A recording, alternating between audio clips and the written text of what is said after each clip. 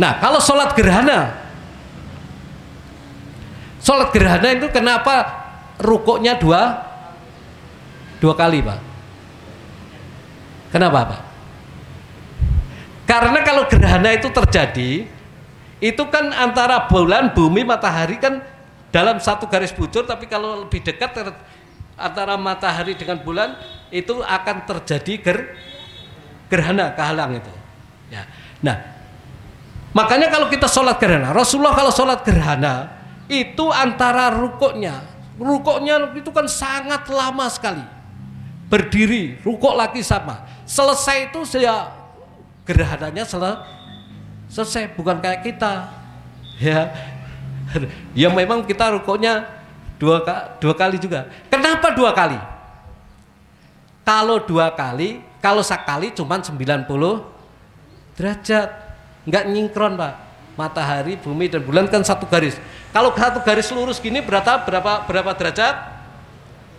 180 derajat. Nah, makanya rukuknya 2 kali supaya genap 180 derajat.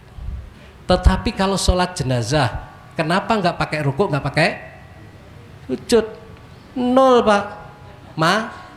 Mati.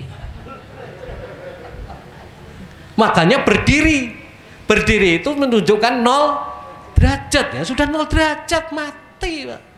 Nggak ada. Makanya sholat jenazah nggak pakai rukuk, nggak pakai sujud.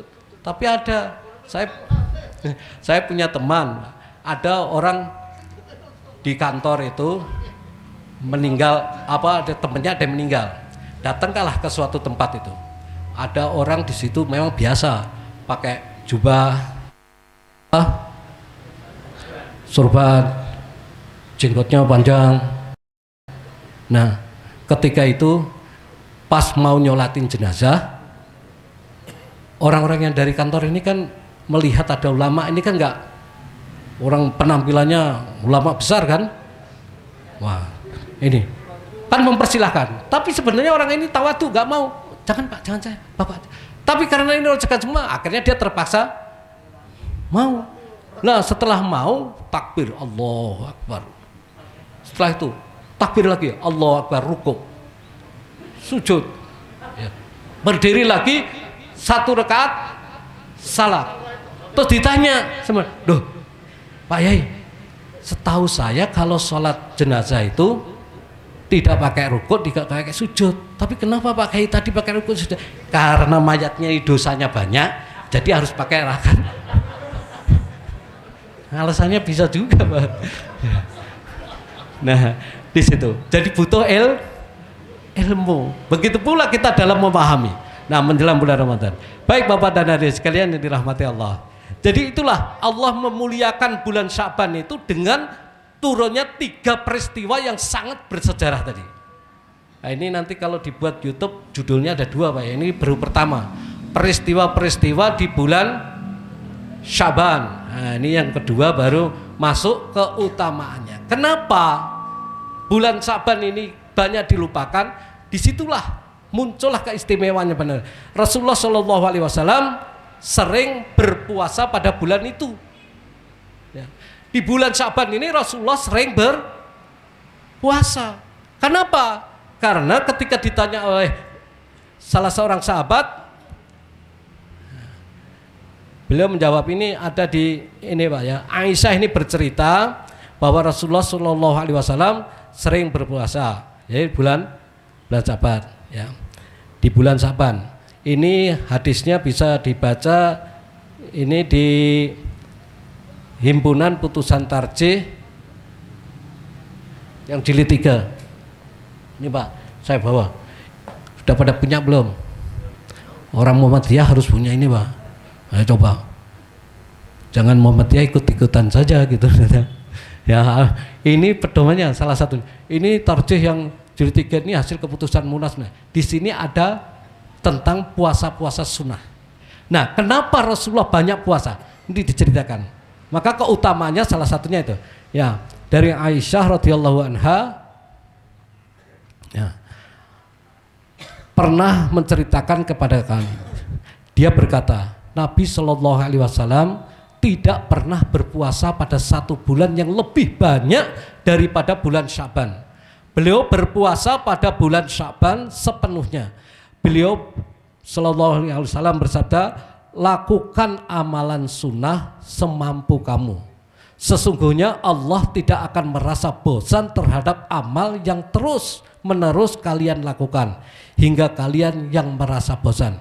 Salat yang paling dicintai Nabi Shallallahu Alaihi Wasallam adalah salat yang dikerjakan secara terus menerus, konsisten walaupun hanya sedikit. Apabila beliau mengerjakan satu salat, ia mengerjakannya secara terus menerus. Ini hadis Al-Bukhari, hadis di kitab Sahih Bukhari yang tidak ringkasannya Pak, yang penuh itu nomor 1970. Kalau di ringkasan hadis Muslim itu hadis nomor 782. Jadi ini hadisnya Sahih. Jadi Rasulullah Sallallahu Alaihi Wasallam itu memperbanyak puasa di bulan Sya'ban. Selanjutnya juga Abdullah bin Qais juga bercerita bahwasanya dia mendengar Aisyah berkata bahwa bulan yang paling disukai Rasulullah Sallallahu Alaihi Wasallam adalah berpuasa, ya, adalah bulan Sya'ban. Karena itulah beliau menyambung puasa pada bulan itu dengan puasa pada bulan Ramadan. Jadi Rasulullah pernah menyambung, Pak. Tapi bagi kita tidak diperkenankan untuk puasa sebulan penuh. Harus ada jeda 1 hari atau 2 hari di bulan Sya'ban. Jadi itu amalan yang dilakukan oleh Rasulullah Sallallahu Alaihi Wasallam di bulan Sya'ban. Salah satunya puasa. Kenapa ini yang dilakukan oleh Rasulullah adalah puasa, Pak, ya? Karena di dalam hadisnya dijelaskan ketika Rasulullah ditanya oleh salah seorang sahabat, yaitu ini Pak, belumnya.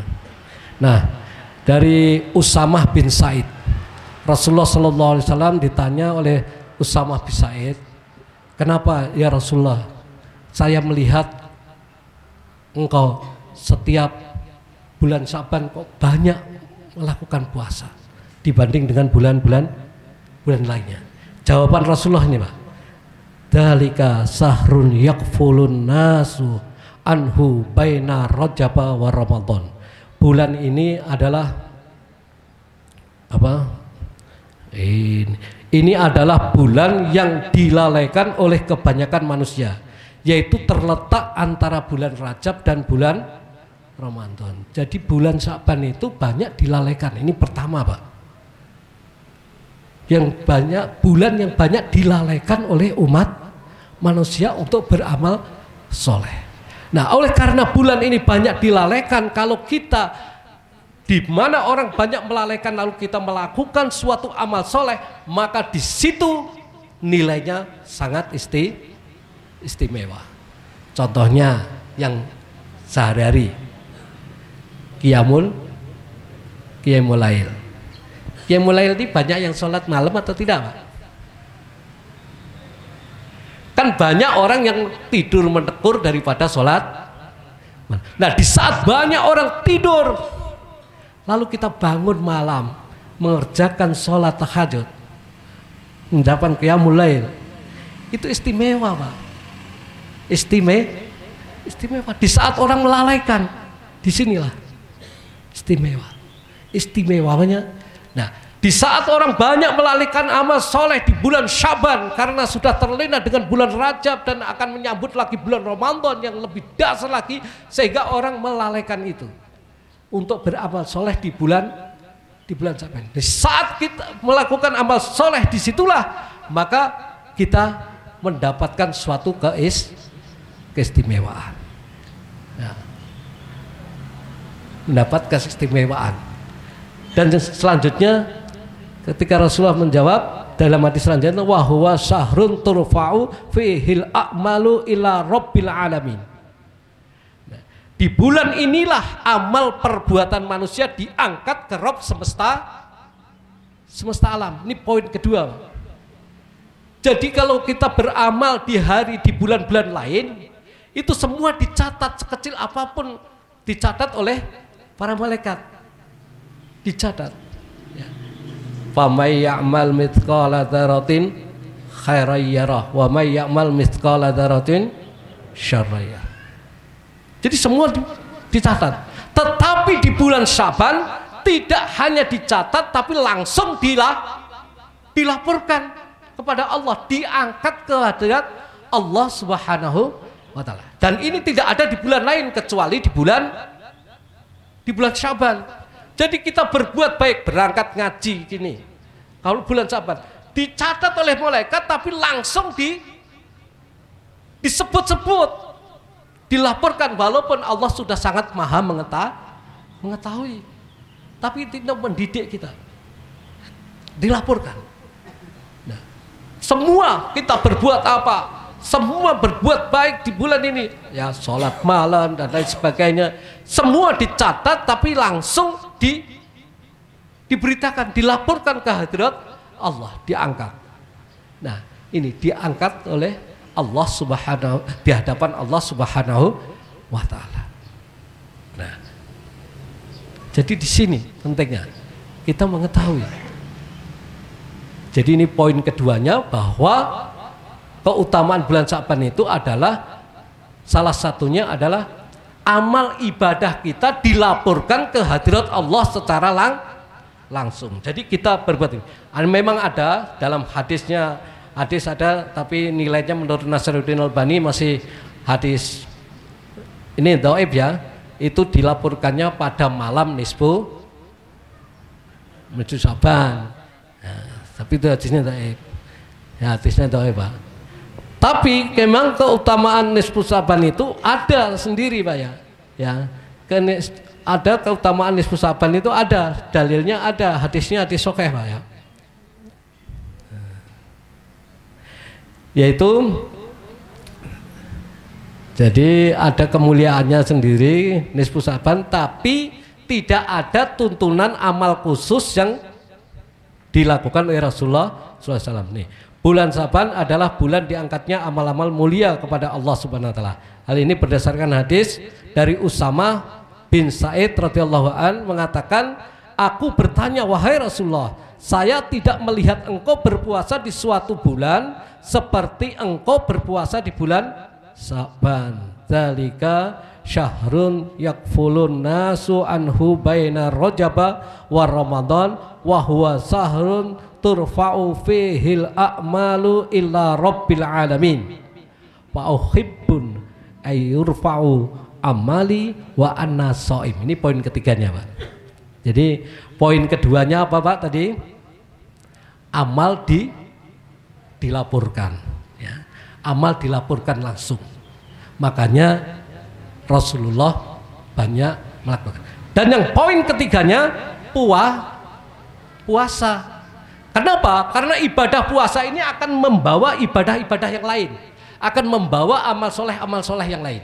Coba kalau kita sedang puasa, insya Allah kita itu akan tercegah dari perbuatan-perbuatan yang maksiat dan lain sebagainya. Ya, jangankan yang halal, yang haram, yang halal saja. Kalau waktunya puasa, memang belum waktunya, kita mencegah. Ada ibu-ibu ngomong ini apa yang habis di dari sebagainya. Nanti loh, kalau sudah buka, nunggu puasa dulu, terbawa. Dan biasanya kalau kita sedang puasa itu terdorong untuk banyak beramal soleh yang lainnya. Sholatnya jadi rajin, yang biasanya nggak pernah sholat duha karena sedang puasa dia melakukan sholat duha dan lain sebagainya. Yang biasanya tidak sedekah, ya, ketika dia puasa dia terdorong untuk berzakat, infak dan sedekah. Makanya seringkali kalau orang ngitung zakat itu pas Ramadan, ya kan? Padahal ngitung zakat itu nggak harus Ramadan. Kapan nisabnya itu udah jelas, Pak, ya. Ya, tapi banyak kan orang karena ingin meraih pahala yang banyak sebenarnya. Jadi poinnya yang ketiga itu, Rasulullah sangat senang kalau amalnya saat diangkat ke hadirat Allah Subhanahu wa taala dalam keadaan puasa. Nah, di sini, Pak, karena kita ini semuanya adalah pengikut Nabi Muhammad. Pengikut Nabi Muhammad kan Pak kita? Muhammadiyah itu kan pengikut Nabi Muhammad. Ya kalau mau mencontoh Nabi, neladani Nabi, coba di bulan Syaban kita puasa sunnah di bulan Syaban. Bisa juga Rasulullah itu memperbanyak puasa di situ. Hadisnya sudah jelas Pak. Nanti bisa dibaca di sini. Ya, kalau tadi nggak saya baca, nanti bisa dibaca di terjih ini. Nah, jadi puasa itu sangat membantu untuk kita. Nah, ini jadi amalan yang dilakukan oleh Rasulullah SAW, memperbanyak puasa di bulan Syaban. Ini sangat membantu badan dan hati untuk lebih siap menyambut bulan Ramadan dalam menjalani ketaatan kepada Allah Tabaraka wa Ta'ala. Jadi kalau kita biasa puasa di bulan Syaban, nanti masuk bulan Ramadan ini kita sudah betul-betul siap Pak. Tidak hanya mencegah makan dan minum saja. Ini perlunya kita latihan. Jadi bulan Syaban itu dalam tanda kutip juga bulan latihan. Nah, bukan hanya semata-mata mencegah makan dan minum saja, tapi bagaimana latihan mengolah jiwa kita ya agar rohani kita ini juga siap untuk menghadapi Ramadan. Ya, kan kadang-kala banyak kita mencegah makan minum tapi matanya tidak ikut puasa.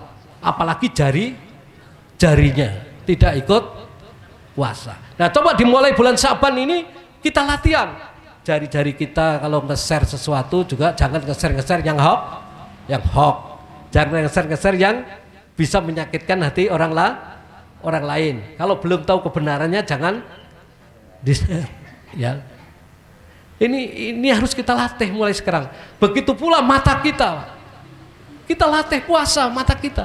Kalau sudah terbiasa di bulan Syaban ini kita latihan, dalam tanda kutip latihan puasa, di samping pahalanya juga langsung dilaporkan, itu kita nanti masuk bulan Ramadan sudah terbiasa. Sehingga puasanya tidak hanya puasa mencegah makan dan minum saja, tapi betul-betul melaksanakan saum yang sebenarnya, puasa yang sebenarnya.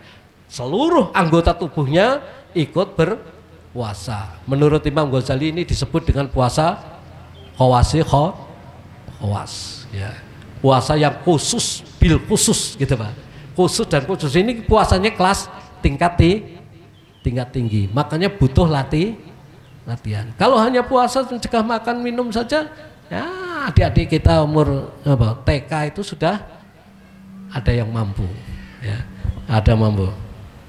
Nah, begitu pula kalau ini. Waktunya udah habis ya, Pak? Iya. Jadi ketika kita melaksanakan ibadah puasa. Nah, ini Pak yang semua saya ceritakan. Apa yang disebut dengan malam nisfu Syaban? Ada keutamaannya, Pak.